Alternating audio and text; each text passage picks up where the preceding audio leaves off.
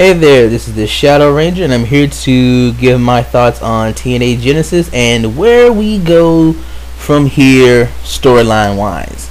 Now, I'm not going to be doing a review of the pay-per-view match by match because I was not able to watch all the pay-per-view. I live in South Korea, and when the pay-per-view comes on, it's morning over here, and I had to go to work. So I was only able to watch about half the show. I was able to see up through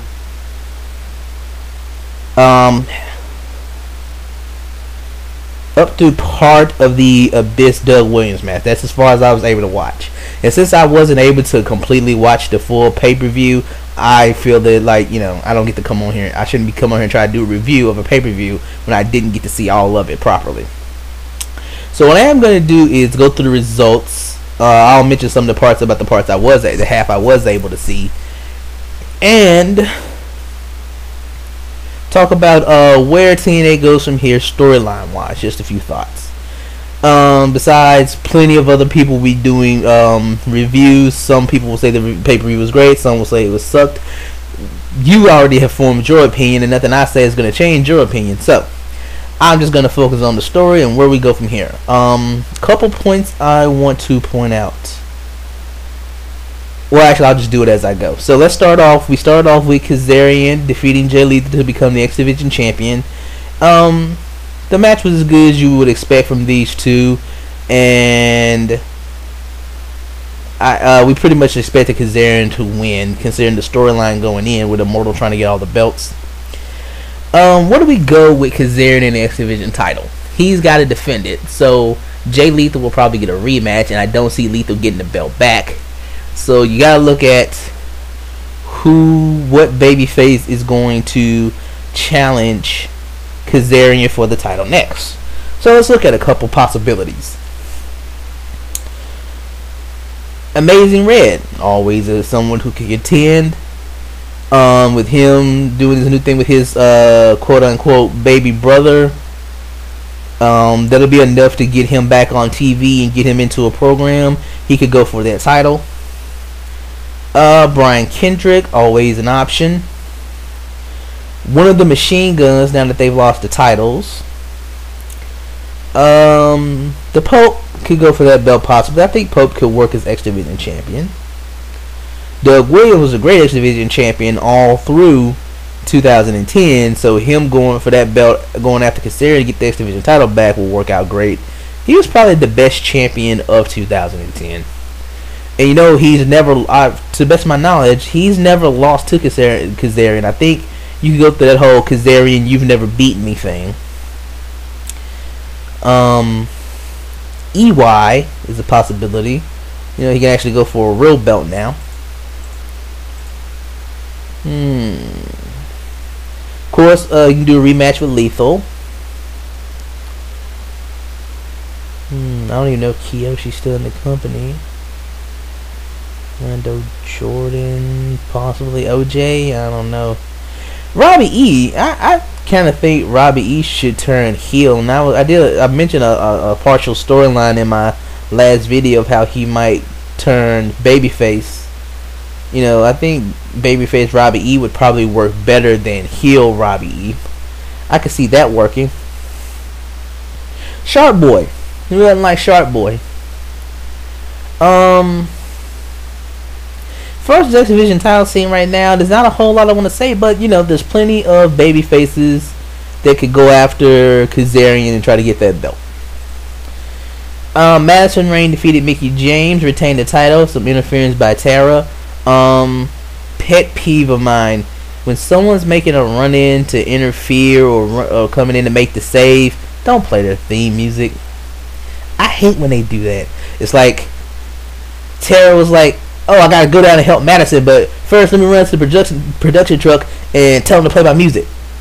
No, you should only play a wrestler's music when they come out for a match or when they win the match. It always feels so fake when they play a music any other time. Like, I don't even like when they play the theme music when someone's cutting a promo. Cause like, how did the guys in the truck know when to hit the music? It's just, I think theme music. Play a theme music during the entrance for the match. Play it at the end of the match. I don't really think you should play theme music any other time. It just seems out of place to me.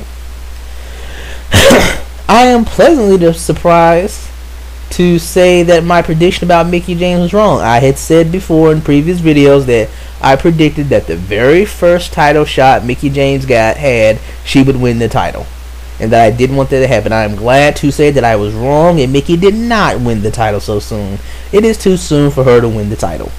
At least have her do some build-up so when she does get the belt, it'll mean more to us. Let Madison be the freaking awful heel that we all want to see lose, and have her cheating to keep winning. We'll all be more excited when Mickie finally does beat her and get the belt. Madison Rayne's theme music already made me feel nostalgic whenever I heard it. Now she added an 80s soft rock track to it, which I like. I actually, if anybody could get me a download of that theme song with the lyric version, send that to me as soon as possible. I really like that. I want to listen to that some more. Again, I hope that Mickie goes into another feud and let Madison work that belt as the heel champion for a while. I like seeing her as heel champion, but you are short on baby faces. They gotta, with Hamada and Kong and ODB and Roxy and Taylor Wilde all leaving in 2010, y'all gotta get some more women in there. Really, TNA, you gotta hire some more women. Your Knockout's roster is depleted, just so depleted. You just short on believable baby faces to go after Madison other than Mickie James. You need other people.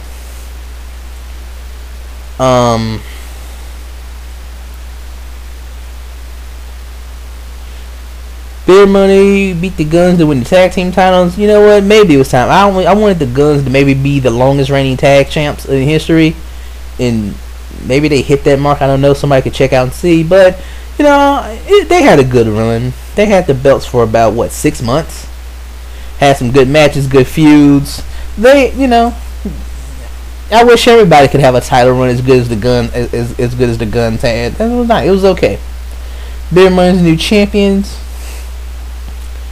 You got rematch with the Guns, of course. You maybe do Inc. Supposedly they're supposed to be bringing back London Brawling as a babyface team now. You can throw them at Beer Money. You could probably do something with Jin Me, even though it'd be heel versus heel, so you might have to do like a 3-team match to get something out. No, this is what you think. TNA, you're kind of lacking on tag teams. Maybe OJ and EY, they've been tagging up. That'll work for a while. I just noticed something. I'm looking on the TNA roster page as I do this video, and Jimmy Hart is still listed there for some reason. That's odd. I mean, he's still working with TNA or something. Hell, he could be out there managing somebody at least. Classic manager. He could put somebody together and manage them. Yeah, we need more managers in wrestling today. Bully Ray, Brother Devon, I don't care. I didn't even watch this match. I was able to watch this match and didn't. I don't give a crap. There are so many other people who could have had matches on this show that I would have rather seen. They could have just did they could have did freaking Jin Me versus Inc. for no good reason. I would have rather saw that. I honestly would have rather seen that. Give me freaking Robbie E and Sharp Boy for no good reason. Give me freaking... Oh, I heard Okada... I heard Kiyoshi is still working with TNA and that Okada is coming back from Japan. And they had teamed together on Explosion a couple times. So, they're a team you could put together that could face Beer Money too. Freaking Kiyoshi and Okada versus Generation Me for no good reason. I would have rather seen anything. Fucking any match would have been better. Would have been better than freaking. Y'all could have brought back Lacey Von Erich and put her in the ring and get Jenna Maraska. I'd have probably rather watch. At least Lacey Von Erich versus Cookie would have been better too. At least with Lacey Von Erich versus Cookie, I could freaking watch it and watch the match again later and jack to it. I don't give a crap. Bully Ray Robbie E feud on my last video. Check that out. That's what I'd rather see him do. Abyss beat Doug Williams, become the TV champion. This was kind of odd because I was pretty sure that Doug Williams was going to retain against AJ. So why didn't he retain against Abyss? Maybe he was going to beat AJ all along. AJ is injured and is going to miss the UK tour. That sucks. You know, it's rare that you hear about TNA wrestlers having any serious injuries. It's a benefit of that easier schedule, that lighter schedule. And when I can't ever recall him. Has AJ ever had a serious injury where he had to miss time? The only other injury I can ever remember him having, other than this, was a couple weeks back where he broke his finger, but they just taped it up and he was fine, ready to go. I can't ever remember AJ being injured, ever. Anybody? I've been watching TNA since 2004. AJ's the one constant. He's always been there. I mean, I don't think he's ever even missed a pay-per-view. Maybe one. That's weird. Huh?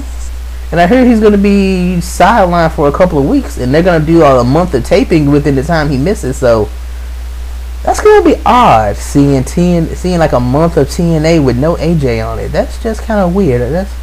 I've never had that before. But you know, they'll be okay without AJ for a month. Where does Abyss go from here? Let's see, who we got that can challenge Abyss for that belt?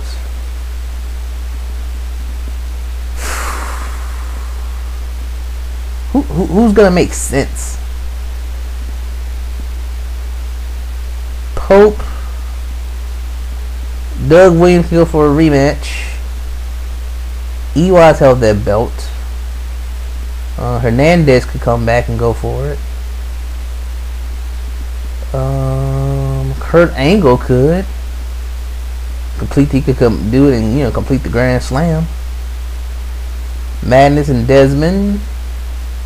Matt Morgan, since he didn't get the world title, Matt Morgan didn't win the world title, but he could probably do a decent run as TV champion. He could win that belt and carry that TV title for a little while. That could be good. OJ, Rob Van Dam.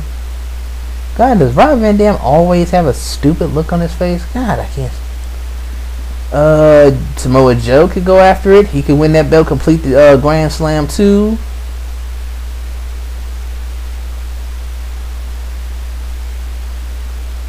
Yeah, there's plenty of people you can go with for the next few months until they cycle some people around. See here. Rob Van Dam versus the mystery opponent. The mystery opponent turned out to be Matt Hardy. Why did that even... Alright. Criticism here, TNA. I have my criticism of you, even though I love you very much. Criticism. Why is it that when you bring some big stars in, you always hype them as mystery opponents when they're guys that should be hyped? When you brought in Anderson, you said mystery talent acquisition. He's a big... I wasn't a fan of Anderson last year. I always thought he was overrated. I have warmed up to him a bit this year, but the guy had a fan base. You could have got some pay-per-view buys on Genesis last year by announcing Ken Anderson's making his debut. The same thing with Rob Van Dam when he debuted and fought Sting. Why did you keep that a secret? It was a nice little surprise, but you could have got some more views with that if you had promoted that. Rob Van Dam, that was supposed to be March 8th, the big move to Monday live show, and it's like you could have got some more views, got a little bit of a higher rating if you had promoted Rob Van Dam. I don't like Rob Van Dam, but a lot of other people do. And the same thing with Matt Hardy. Again, I like Matt. I'm not a huge Matt Hardy fan. I'm kind of I'm just okay with him being in TNA. I'm not like, all right, yeah, Matt Hardy's here, yeah, this is fantastic. But I'm also not going, fuck, Matt Hardy's here, fuck. Nah. Either way, you know, some people are gonna bash TNA for hiring Matt Hardy and just say, oh, another WWE reject is gonna get pushed off all homegrown talent. Before you start doing it, I want you to recognize something, that this is really a no-win situation for TNA. Because either way, you may bash them for hiring Matt Hardy, and about half the IWC will agree with you, but the other half would bash them if they didn't. If they didn't hire Matt Hardy, how many people would trash them? DC Carter would just be getting full of tweets saying, oh, you stupid, why don't you hire Matt Hardy? He's great, he's fantastic, he could be a star, he could bring you more rating, he'll bring ratings, he'll bring pay-per-view, blah, blah, blah, blah, blah, blah, blah, blah. So they're going to get trashed either way. Same thing with people talking about, oh, why didn't they hire Hans and Benjamin? Why haven't they offered anything to MVP or this guy, that guy? If they hire him, half the IWC is going to bash them for hiring WWE rejects. If they don't hire him, the other half is going to bash them for not hiring great available talent. So before you bash, just keep that in mind. If they did what you were saying they should do, the other half of the IWC would still bash him. So if you're going to bash TNA for hiring Matt Hardy, take into account this. They're going to get bashed if they don't hire him. So base your bashing in the form of, even though you're going to get bashed for not hiring Matt Hardy, here's why you still shouldn't hire him. It's better to get bashed for not hiring him than to accept the bashing for hiring him. That's how you need to frame your argument.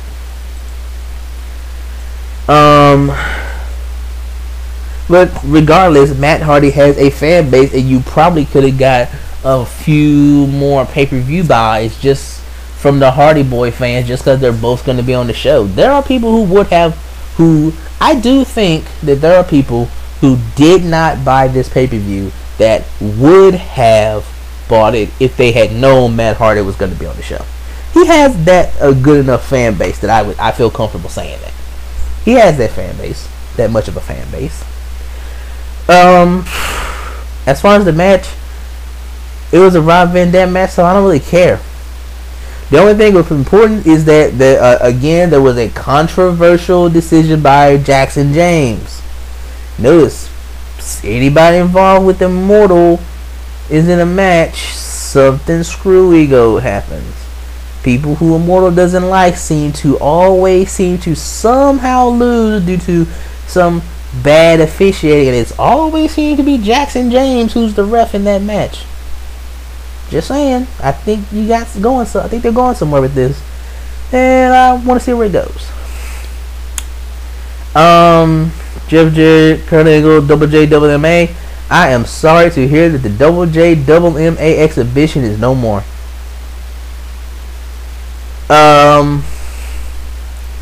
Just did some promo about a retirement party, and you know who was coming, and some people thinking it's going to be Karen. But that's kind of obvious that it would be Karen if that's who he's talking about. Because again, if it is Karen, you should have said it's Karen. I think more people might watch Impact if they hear Karen's coming. People who know about that she's married to Jeff Jarrett now. So I don't know. Don't have much to say about it, but let's see where it goes. Anderson beat Matt Morgan, become the #1 contender, and then Eric Bischoff came out and said, "You get your title shot right now against Jeff Hardy," and blah blah blah blah. Long story short, Anderson wins. He's the new champion. Mixed feelings. Here's my thoughts on Anderson being the champion. On the positive side, the guy's very over. He's popular. A lot of people want him to be world champion. He's been in the company for a year. I don't think it's so bad. I just kind of think it's not a problem with Anderson. I just think guys get world titles too soon nowadays. You know, I kind of miss that era where a dude would work in the undercard for a good 6 months to a year. Then he get a run with the secondary belt for a while and work that upper mid card for 6 months to a year, and then get the world title. You could argue that Anderson's popular enough that he bypassed all that, but I just kind of sit out with me that he hasn't held any other belt in TNA. I don't like when the first belt a guy holds is the world title. That just doesn't sit right with me. It doesn't. It's not an Anderson thing. Just anybody doing it. I just don't like that. I just feel like people should always hold a secondary belt before they get a world title. So,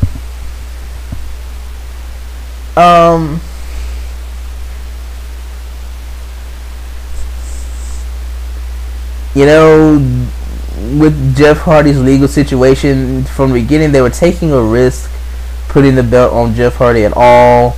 Now his pending legal situation, supposedly he's going to plead guilty and may serve some short jail time.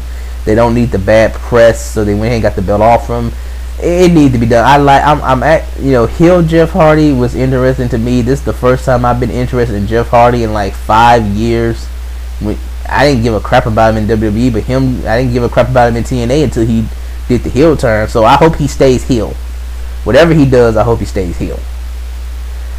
If you're gonna I would have rather seen AJ be the guy who take the belt from Jeff Hardy. Maybe him turn on Fortune tonight and challenge for the belt or something like that. But if it wasn't AJ, Anderson was a good choice. He's very over. He's charismatic. He can cut great promos. He can get the job done in the ring. He's really everything you want in a champion, in a babyface champion. The crowd loves him. I like it. It's okay. I can get behind Anderson as world champion. It'll take me a little time, but I think I'll get behind it after a while. So I hope he has a decent title reign. Now the question is, where do we go from here? I want a Jeff Hardy rematch, and I'm gonna do a little fancy booking here. As we know, Eric Young has been walking around with the world title belt, calling himself the real world champion, and I can't see anybody else carrying around the immortal belt other than Jeff Hardy. I can't see Anderson having a title reign wearing a belt with Jeff Hardy's picture on it. So I'm thinking we do this, and it's been done a couple of times before, but it works very well.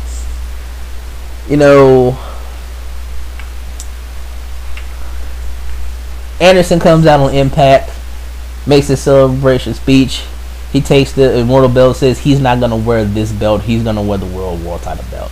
And he said, he says, like, I know EY's been having some fun carrying the belt around, but I called him up and he's gonna bring the belt here tonight and give it to me. He actually EY took the belt to get a nice clean and polish, and he's with to pick the belt up, and he's coming to bring it back. And we're going to have like a celebration party where I'm going to put the belt on for the real world title belt on for the first time. And you're all invited to have the party with us here tonight. And you're talking to tonight. EY, he has the belt. He's coming back.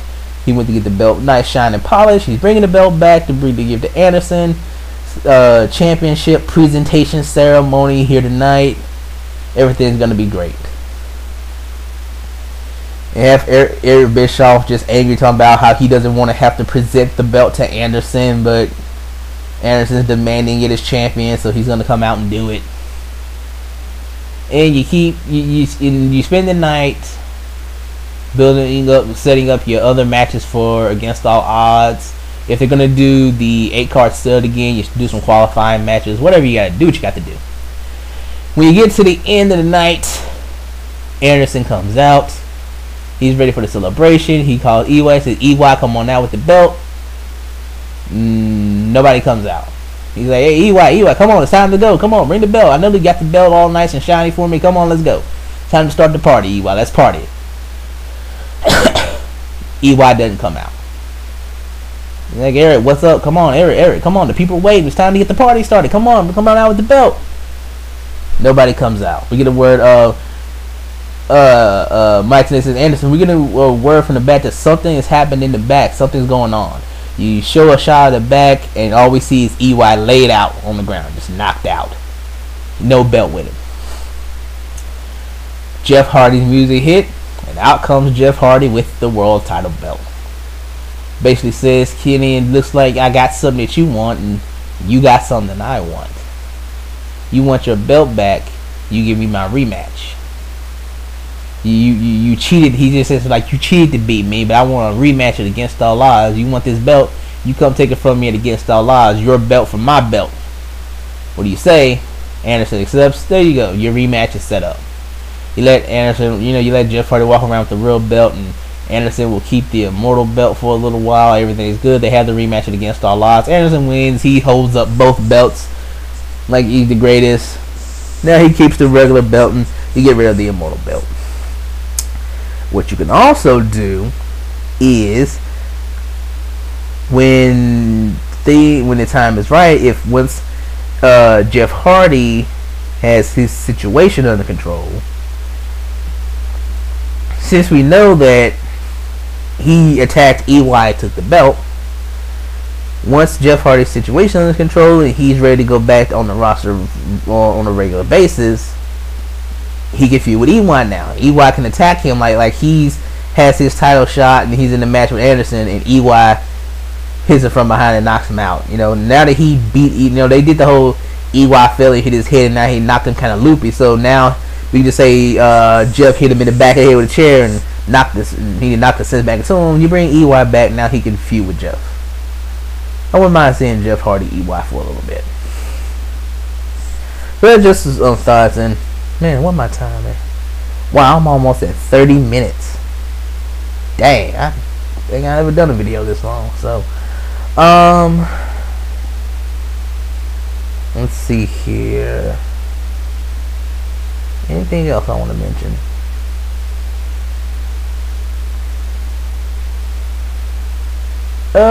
No. Okay, no. That's all I want to say. Since I'm almost at the 30 freaking minute mark, man, nobody's gonna sit here and listen to 27 minutes of me ramble on. Alright, this is the Shower Ranger. Thank you for listening. Have a nice day and goodbye.